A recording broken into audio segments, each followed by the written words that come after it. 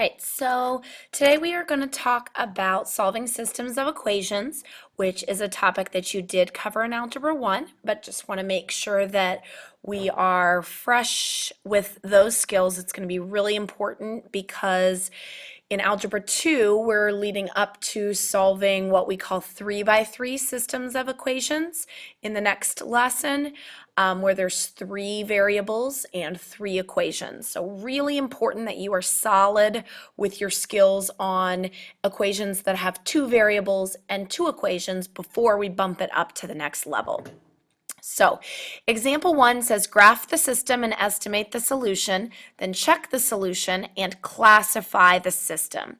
Now, in Algebra 1, you learned how to solve these what we call 2x2 systems 3 different ways: by graphing, by substitution, and by elimination. And I'm going to review all 3 of those methods. Now, what you might not have done in Algebra 1 and probably didn't do is the classification, and that's this right here.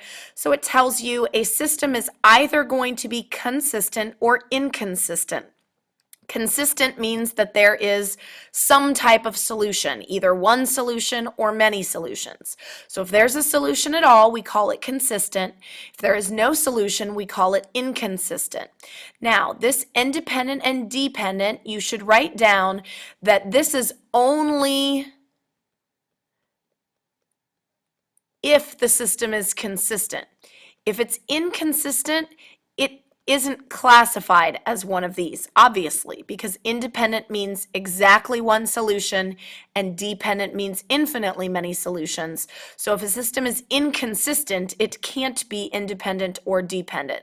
So make sure you make a note there, because if we classify a system as inconsistent, we're not going to choose one of these. But if we say it's consistent, then we'll also say either consistent and independent or consistent and dependent. Okay, so graph the system and estimate the solution. So a system of equations is when we have multiple equations. These again are called 2x2 systems. Again, we call them 2x2 because there's 2 variables and 2 equations. So if we're going to solve by graphing, we need to have our equations in slope-intercept form. If we want to use that format, if you want to use x and y intercepts, you can do that as well. Usually on systems, I do y equals mx plus b, mostly because that's what most students chose on their exit ticket. It seems to be what most students are comfortable with. So if we want to get y by itself in this top equation, the first thing that we need to do is get rid of the 4x. So I subtract 4x on both sides. These guys will cancel, and I'm left with negative 3y equals negative 4x minus 15. And so then I'm going to divide by negative 3. So don't make fractions harder than they are. These cancel. I've got y equals, when we leave slope as a fraction, which you need to, you just reduce this. 4 and 3 don't have any common factors, but 2 negatives do reduce to a positive, so that gives us 4/3 x. Negative 15 divided by negative 3 does come out evenly. That's positive 5. So I usually underline my equation once I have it in the correct format, just because that helps me out a little bit as far as finding it on my page in order to graph it. So I usually wait until I have solved both of the equations before I start plotting, because here's the dilemma. This one, if it fits on this size coordinate plane, that's great. But if you go to solve this one and it doesn't, then you're kind of stuck, and you either have to erase the first line or make some modifications for a new coordinate plane. So I usually solve both of them first. So I did the top one. Now I'm going to do the bottom one. So on the bottom one, to get y by itself, I need to subtract x on both sides. And that gives me 2y equals negative x minus 1. Then I still need to divide by 2. Y equals, don't be tricked here, this is negative 1 divided by 2, because when nothing is written in front of the x, it's understood to be a 1. Negative 1 divided by 2 is just negative 1/2. And then minus 1/2 as well. Okay, so I'm going to underline that because I've got it in the correct form as well. So I'm going to graph these. So I'm going to look at this and see my y-intercept is negative 1/2 here. Up here, my y-intercept is 5. So both of those are going to fit on this coordinate plane if I count by 1. So I'm going to go ahead and count by 1s. Y-intercept of negative 1/2. It's okay that it's a fraction. Should be halfway. Then the slope is negative 1/2. That means go down 1 and right 2. So down 1 unit is still halfway between, then right 2. Here's my next dot. Down 1, right 2, down 1, right 2. Remember that that slope could also mean go up 1, left 2, up 1, left 2, up 1, left 2. Now, on this program that I'm using, it's very difficult to draw. I keep my handwriting pretty neat, but I'm sorry, these lines may end up being crooked, and hopefully yours will look better than mine. So there's my first one, and try to go back to the color I was using here. This one, y-intercept of 5, so B is where I begin. I begin up 5 units here on the y-axis, and I'm going to go down 4 and left 3 because I don't have enough room to go up 4 and right 3. So down 4, left 3. 1, 2, 3. Down 4, 1, 2, 3, 4. Left 3. Always double check after you have graphed your lines that the line makes sense. This line has a positive slope, so it should be rising to the right, which it is. This line has a negative slope. It should be falling to the right, which it is. Now again, hopefully your lines look a little bit better than mine because it's hard to connect on this program, but hopefully you can see where the intersection is because the solution of a system always represents the intersection of those two lines. So if my lines weren't so messy, it kind of appears that the solution to that might be at negative 3, 1. So I'm going to write down negative 3, 1 is my solution. Solutions to systems should always be written as ordered pairs because, again, their meaning is the point of intersection. Now notice it says check the solution. That means plug it into your equations and make sure it works. So 4 times negative 3 would be negative 12. Negative 3 times 1 is negative 3. And negative 12 minus 3 is negative 15, so it works in the first one. I look at the second one. X is negative 3 plus 2 times 1, so that's 2. Negative 3 plus 2 is negative 1. It checks there as well, so negative 3, 1 is the correct solution. I just need to classify it now. So looking consistent or inconsistent, well, it has a solution, so that means this is consistent.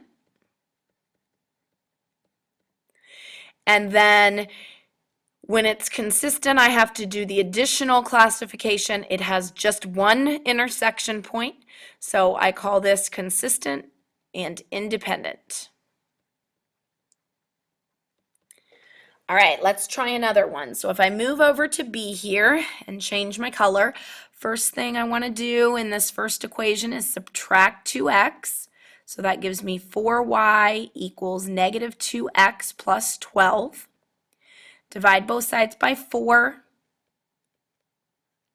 I've got y equals negative 2 divided by 4 reduces, so I make that negative 1/2 x. 12 divided by 4 is 3, so negative 1/2 x plus 3. The second equation, let's use blue.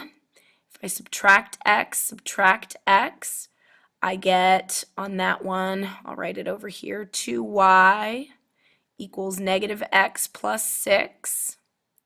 Divide by 2, y equals negative 1/2 x plus 3. Okay, so I've got this line to graph and this line to graph, and They're the same thing. So when I go to graph it, I only have to graph it once. Y-intercept, my b where I begin is 3. My slope is -1/2, so that means down 1, right 2, down 1, right 2, or up 1, left 2, up 1, left 2, so on and so forth. Now, oh my goodness, whoo, that was terrible. I'm telling you, this is difficult to connect the dots here. This right here, if I go to choose my green and graph its equation, it's going to be right on top.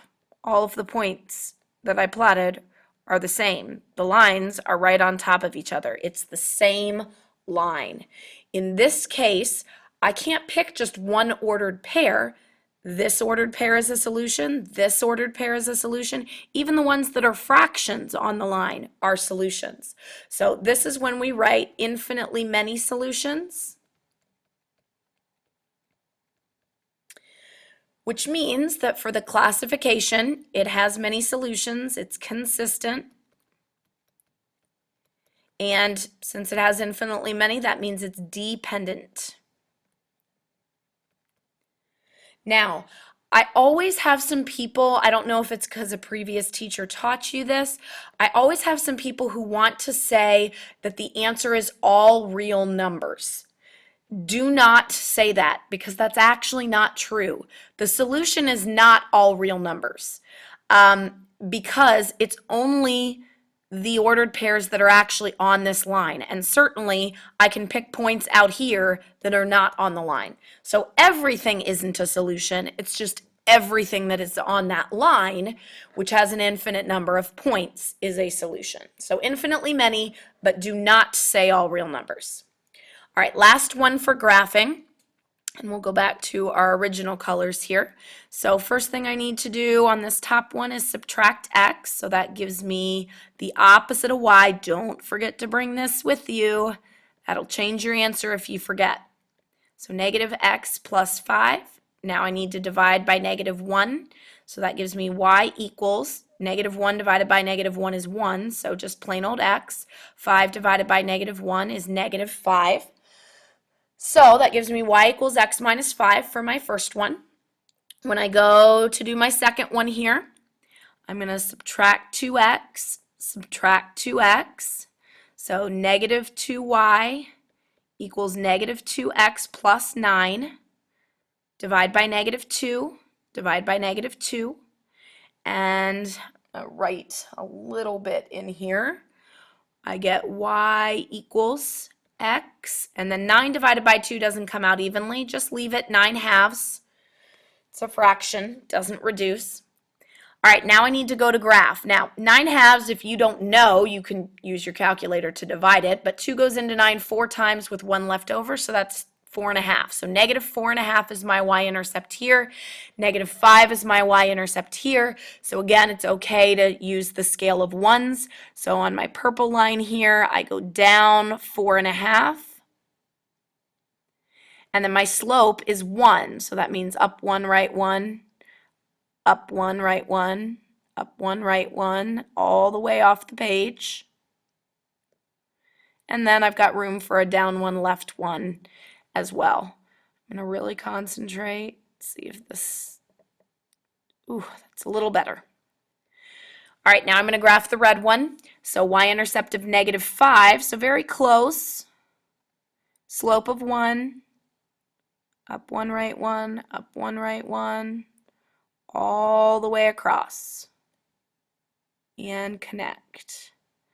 Now, hopefully you know what type of lines these are, otherwise your geometry teacher is going to be extremely angry with you.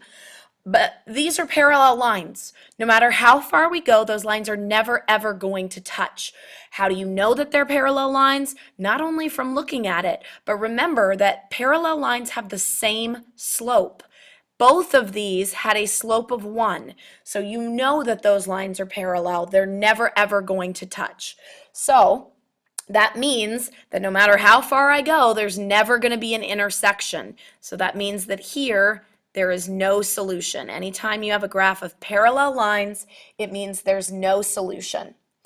When there's no solution, that means our classification is inconsistent. We do not have to do the second classification because that's only for consistent systems. All right, hopefully that refreshes your memory on solving by graphing. Now we're going to look at solving systems algebraically. So first we're going to look at substitution. So to solve by substitution, your first step is to get one of the variables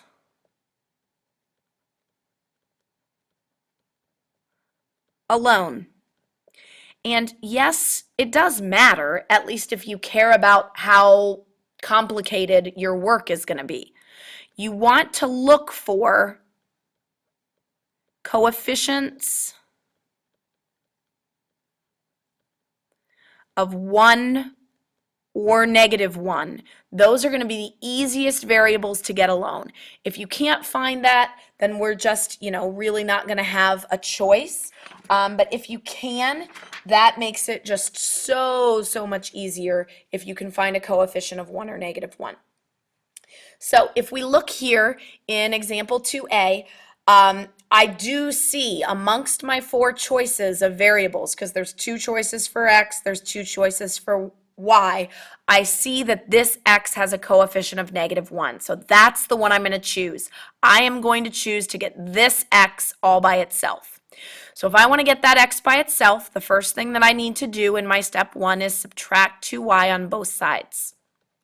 So that's going to give me -x equals -2y plus 5.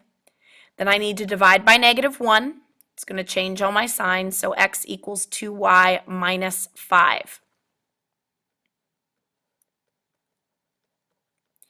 Next, you're going to take that variable out of the other equation. Not the one you just used, the other one.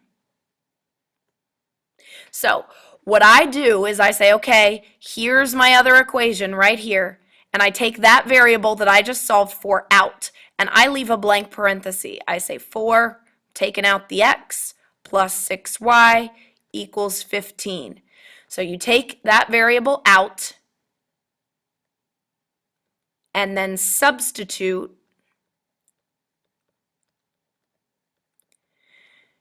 your expression from step 1.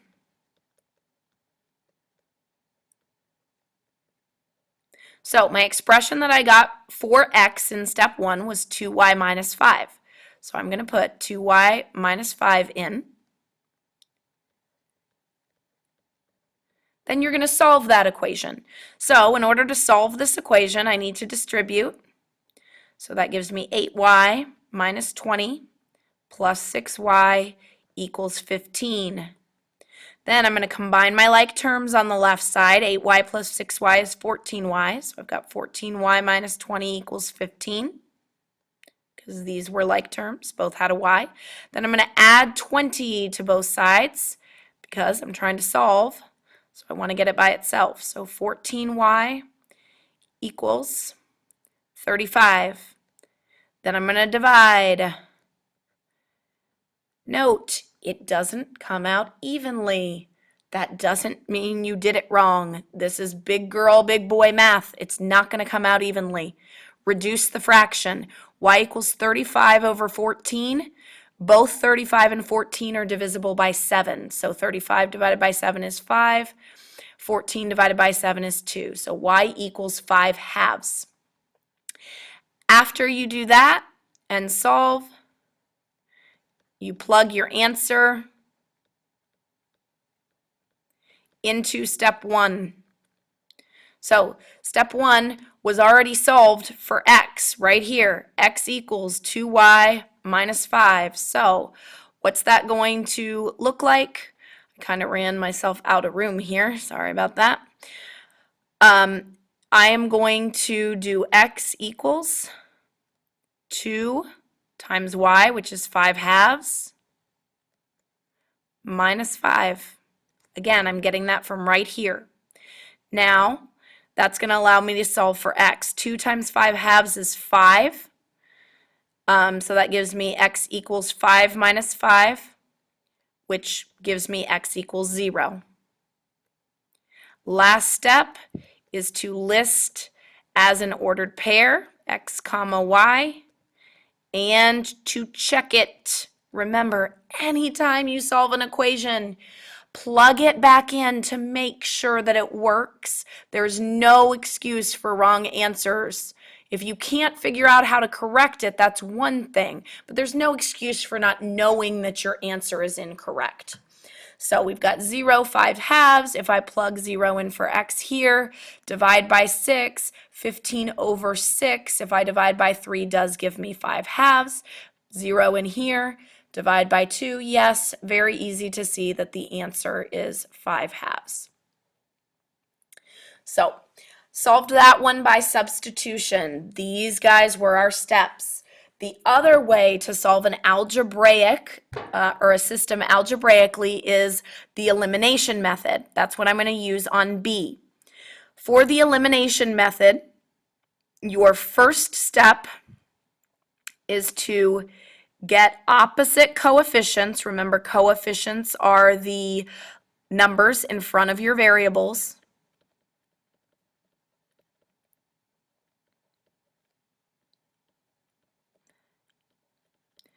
So you want to get opposite coefficients on one set of your variables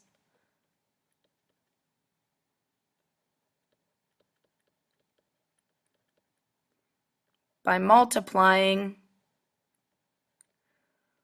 one or both equations by a number. So there's strategy involved here. I usually look and try to see if one is a multiple of the other, because if it is, then you only have to multiply one equation, and that's nice. It makes your job a little bit easier. So here, there's nothing I can multiply 2 by to get 7. So then I look at my y's. There's nothing I can multiply 4 by to get 5. So that means that I'm going to have to multiply both of the equations by something. So the next thing that I look for, since we need opposite coefficients, I would probably choose the y's here because we already have one that's negative and one that's positive. So what I would do is I would then say, okay, if I had 4 and 5 as my denominators, what would my LCD be? And hopefully you know that if you had 4 and 5 as your denominators, that the LCD would be 20. So if we make these both say negative 20 and 20, they'll be opposites. So if I want to make this 4y a negative 20y, I need to multiply by 5. If I want to make this 5y a positive 20y, I need to multiply it by 4. So it's just like finding a common denominator for fractions in finding what number you want them to be. So here I want them to be 20s. Certainly, you could also choose the x's. Your work would look different, but you would get the same answer. So we're going to get opposite coefficients on one set of our variables by multiplying, in this case, both equations by a number. So I'm going to go ahead and multiply. Make sure you multiply every term in this top equation by 5. So 7x times 5 is 35x. Negative 4y times 5 is negative 20y. Negative 3 times 5 is negative 15. Now, bottom equation, 4 times everything. So 2x times 4 is 8x. 5y times 4 is 20y. Negative 7 times 4 is negative 28. All right, I did step 1. I got opposites. You haven't done step 1 correctly if you don't have opposite coefficients. So if you don't, you got to go back and pick something else. So I've got opposite coefficients now. Now I'm going to go on to step 2, which is to add the equations in columns. So it's important for elimination that you line your variables up just like this. So if they're not in that order, you can move things around if you need to. These ones were nicely lined up, set up for elimination. So again, we're adding, because if they're already opposites, you're not going to subtract. So I'm going to add. So when I do 35 plus 8, I get 43, so 43x. My y's are eliminated, hence the name, elimination.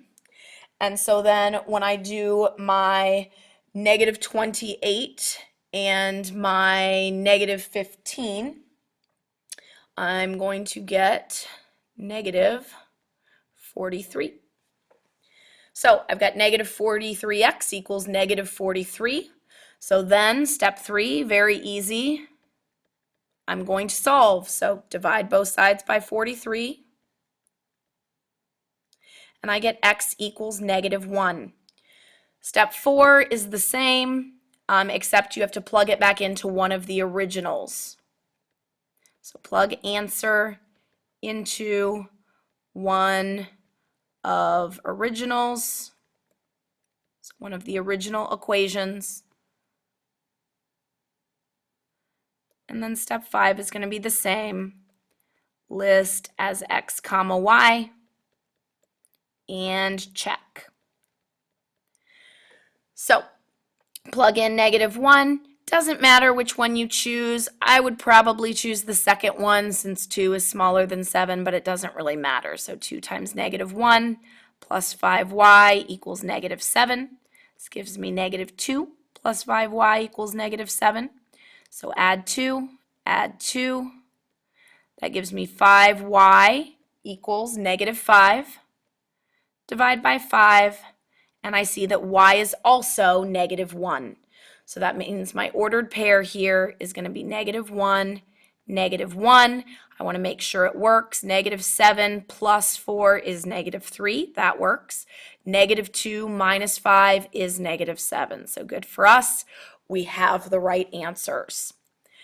All right, I have gone through and reviewed all of the methods that you learned in Algebra 1. So you need to now practice it so that we can make sure you know how to do it yourself.